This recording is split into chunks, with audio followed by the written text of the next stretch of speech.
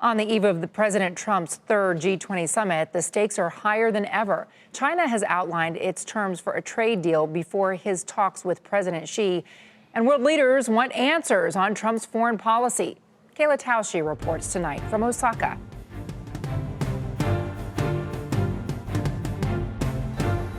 President Trump arrived in Japan tonight with a packed agenda, including a dozen meetings with world leaders on trade, Middle East tensions, and North Korea, kicking off with a working dinner with Australia's Prime Minister. We even help our allies militarily.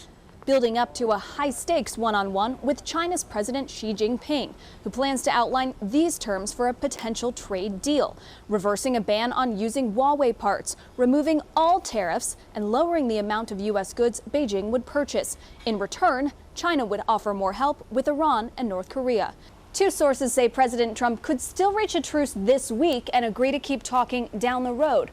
The question is how long that truce would last, with the top U.S. trade official, Ambassador Robert Lighthizer, said to want it to be open-ended. White House economic advisor Larry Kudlow says even if no deal is reached, the president has an alternative.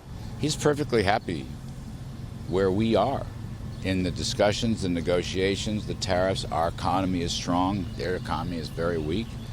He's perfectly happy with that. If the talks fail, he has said we will go to Plan B, which is another round of tariffs.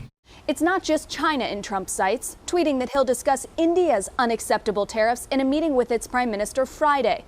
The White House expects the president to sign on to the group's joint statement as he did in December, after long-standing language criticizing protectionism was removed.